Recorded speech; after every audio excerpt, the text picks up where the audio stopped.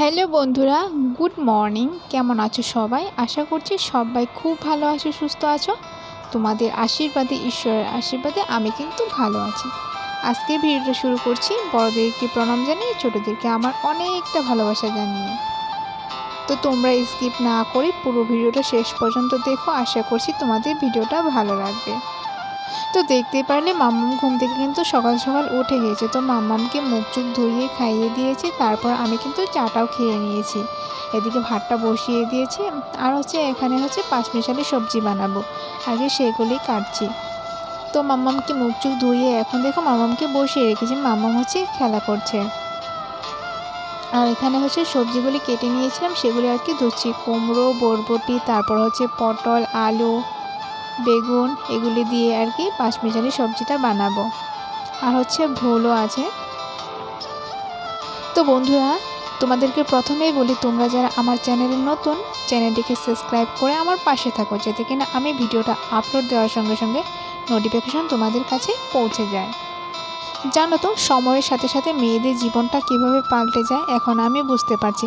আগে আমি সেরকম ধরনের কিছু রান্নাবান্না পারতাম না, শুধু এই ভাজি বড়া এরকম আর কি পারতাম। তো এখন দেখতে পাচ্ছ আমি কিন্তু প্রতিদিন রান্না করছি, আর এখন কিন্তু মোটামুটি রান্নাটা পারি। তো হাজব্যান্ড আগে বলতো আমার রান্নাটা এত ভালো হতো না, তো এখন তো বলে ভালো হয়। আগে বিয়ের আগে মা তখন আমাকে ভালোভাবে রান্না করতে দিত না। বেশি গরম দিলে বলতো তোকে রান্না করতে হবে না, যা, এত গরমে আমি ফটাফট রান্না করে বেরিয়ে আসবো। তো মারা তো জানে বিয়ে হলে তো সংসারের কাজ আমাকেই করতে হবে, রান্নাবান্নাটা তো আমাকেই করতে হবে, তার জন্য কিন্তু আমাকে রান্নাবান্না করতে দিতই না। আর এদিকে দেখতে পাচ্ছ আমি কিন্তু ফোড়ন দিয়েছি, পাঁচফোড়ন আর শুকনো লঙ্কা দিয়েছি। এখন কিন্তু আমি এই যে পাঁচমিশালি সবজিটা বসিয়ে দিয়েছি। পাঁচমিশালি সবজি খেতে কিন্তু আমার কিন্তু খুব ভালো লাগে। তোমাদের কাদের কাদের ভালো লাগে একটু কমেন্টের মাধ্যমে জানিও। তো এদিকে দিয়ে দিয়েছি আমি নুন, পরিমাণ মতো নুন দিয়েছি, আর হলুদ দিয়ে দিয়েছি। তো ভালো করে নাড়াচাড়া দিয়ে ঢাকনা দিয়ে দেব। জানো তো কদিন থেকে খুব গরম দিয়েছে, তার জন্যই কিন্তু আমি ভিডিওটা প্রতিদিন দিতে পারি না।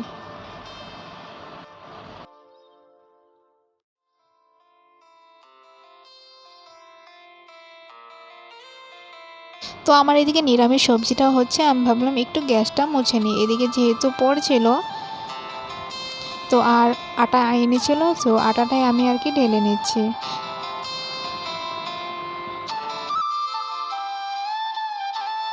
তো আর এদিকে অন্যান্য কাজগুলি ছিল, সেগুলি করছিলাম। আর এদিকে আমার নিরামিষ সবজিটা প্রায় হয়েই আসে, তো আর একটু জাল করে নামিয়ে নেব।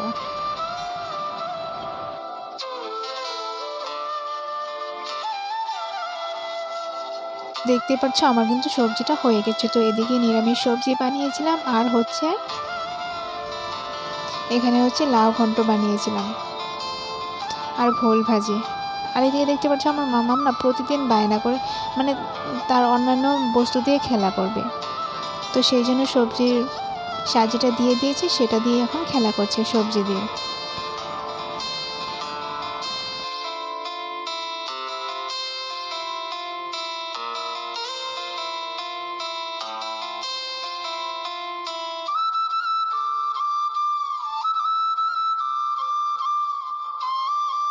তো আর এদিকে দেখতে পাচ্ছ দুপুর হয়ে গেছে, আমার রান্নাবান্নাও কমপ্লিট হয়ে গেছে। এখন কিন্তু আমি ভাত নিয়ে বসে গেছি, কারণ অনেক জোর খিদে পেয়েছে।